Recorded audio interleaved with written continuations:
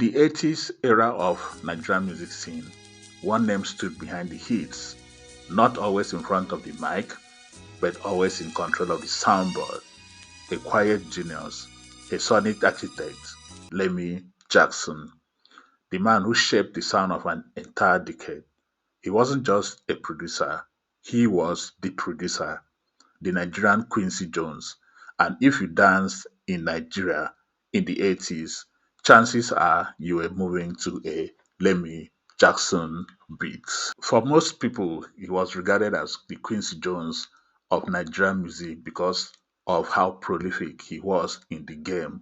However, for deeper students of the music industry, there's a deeper reason why he was termed the Quincy Jones of Nigerian music industry. So stick around with this video to the end and you'll get to find out why he was appropriately called the Quincy Jones of Nigerian music scene. Tell me love, what I'm gonna do. The Akwa Ibom-born Lemmy Jackson, who is also known as Lemmy Otu Jackson or Otu Udofa, studied metallurgy in faraway Russia at the prestigious Leningrad Polytechnic Institute. But even in the cold Soviet classrooms, music was calling. By the mid-70s, Lemmy had returned to Nigeria, keyboard in hand, and joined BLO, one of the most respected Nigerian rock funk fusion bands. He appeared on their fourth album, Phase 4, in 1976, stepping into the world of serious music production and performance, but that was just the beginning.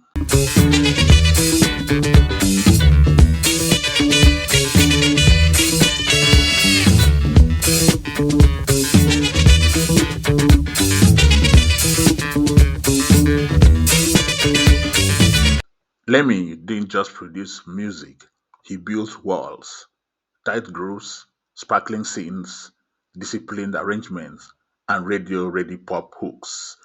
His style was smooth but bold, polished yet proudly Nigerian. It was disco, boogie, funk, and still unmistakably African. And then came the hits. In 1980, Lemmy Jackson was part of the team that cracked the pop wall open with Kris Okotie's breakout album I Need Someone. Lemmy handled the keyboard works and vocal harmonies. It was slick, it was catchy, it was new school Naija pop. He followed up with Christy Essien-Igbokwe's 1981 classic, Ever Like My Person. That album gave us Sean Rere, a song that still hits decades later. Then he teamed up with Oby Onyioha for I Want to Feel Your Love in 1981, the Nigerian disco boogie perfection. I wanna feel love. I wanna touch love. I wanna feel love. Lemmy Jackson has copped up more than 300 production credits for his works in the 80s, but let's run through the who is who of Lemmy Jackson's production credits, some of which you know and some you really need to know. Majek Fashek, Lemmy produced the breakout Send Down the Rain album, launching Majek's meteoric rise in the music world. Ras Kimono, he helped shape the reggae pop crossover that took Nigeria by storm.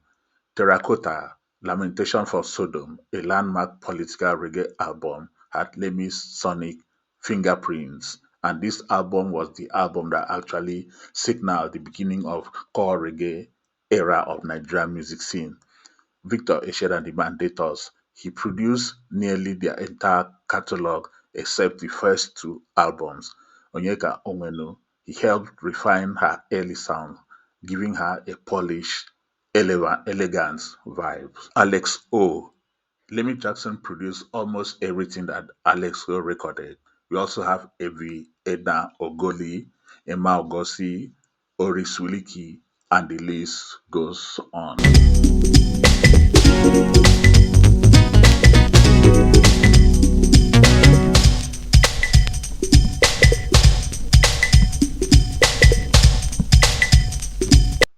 Chalking up more than 300 production credits is not an exaggeration, but a legacy that Lemmy Jackson was able to achieve for himself. In 1981, something unexpected happened. The man known for crafting hits behind the scenes, Lemmy Jackson, stepped into the spotlight, but not in the way you might think. He wasn't front and center singing or stealing attention. Instead, he released an album under his own name titled simply Tonight. And just like that, Lemmy Jackson gave us a glimpse into his pure, unfiltered, creative vision. Tonight wasn't just an album, it was Lemmy Jackson saying, I can do this too, not just for others, but for myself. It didn't chart, it wasn't flashy, but over time, it became a cult classic, a blueprint for what Nigerian disco could sound like when produced at the highest level. Today, Tonight is one of those records that crate diggers and music historians whisper about a rare venal gem, a hidden treasure, a producer's dream, and yet it still feels fresh. When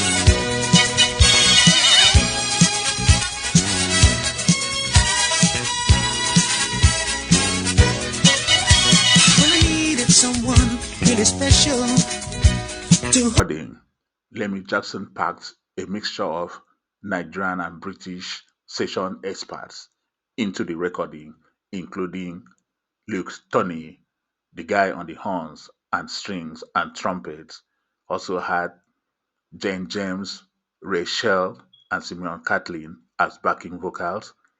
They also had Maurice Michael, additional backing vocals and guitar. He had Cameroonian Basil Barab on the bass, had Laulu Ekins on the drums, and Paul Sokin also on the drums. He had Eugene Ndema on the guitar. He had Kevin Metcalf as the master engineer. He had Kenny St. George, another Nigerian on the percussion. We know Kenny St. George. We also had Gary Barnacle on the sax. He had the Locrian String Ensemble on the strings. Also had Annie Whitehead on the trombone, while Lemmy himself handled all the keyboards and synth arrangements, every chord progression, every shimmering part, every electric piano lick. That was all Lemmy Jackson.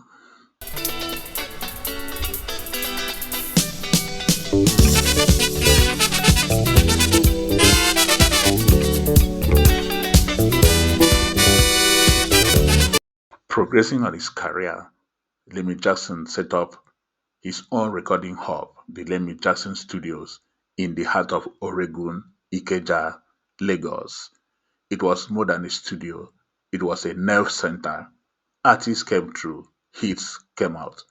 That studio defined the Lagos and indeed the Nigerian music scene in the 80s and in the early 90s. By the 2010s, Lemmy Jackson returned to his home state, Akwa Ibom, at the invitation of the state government. He helped set up and manage a state-of-the-art studio complex. Today, he still runs a private studio there, quietly nurturing the next generation. And in 2023, at the Legends concert in Uyo, Lemmy Jackson returned to the stage, a proof that legends never fade. let's hear it from the legendary. Silent dancing.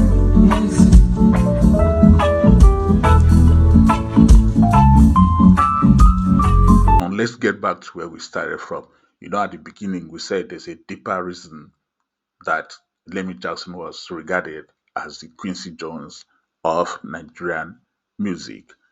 He was really Nigeria's Quincy in every sense. For his album Tonight, he directed, he arranged, he produced, but when it came to recording vocals for the album, he didn't sing a single note. Instead, he handed the mic to a guest vocalist who is Dan I, also known as Selmo Ezekiel Lewinson, a British Jamaican singer who had already scored a UK chart hit with Monkey Chop. Monkey Chop was actually a popular song in Nigeria and is rendered as Monkey Come Chop Banana, which was a very popular sound in the late 70s and in the 80s. Now, for those of us that are not so familiar with Quincy Jones, Quincy Jones was a renowned American producer. He produced most of Michael Jackson's albums, The Jacksons. He also produced We Are the World. Now, for his own album, Quincy never sang on his albums.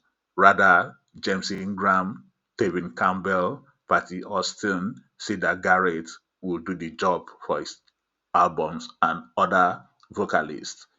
That is the reason that this very step that Lemmy Jackson took now elevated him to be regarded as the Quincy Jones of Nigerian music. And that is the deeper reason beyond just being a prolific producer like Quincy Jones.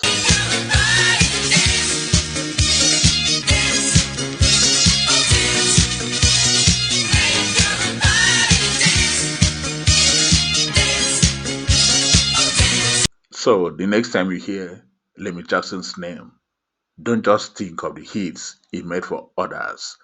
Remember his album Tonight, the night he gave us his own voice without singing or saying a word. Lemmy Jackson didn't just ride the wave of Nigerian pop, he built the boat. He was the invisible hand, the quiet voice, the man who made stars sound like stars.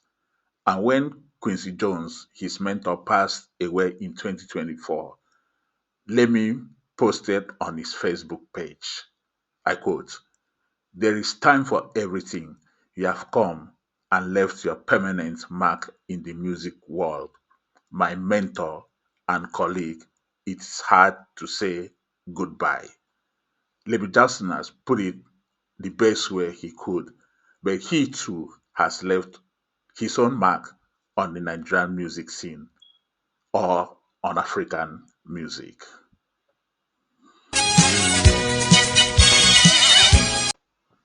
I think we can rightly call Lemmy Jackson the architect of the 80s Nigerian sound and will not be wrong about it.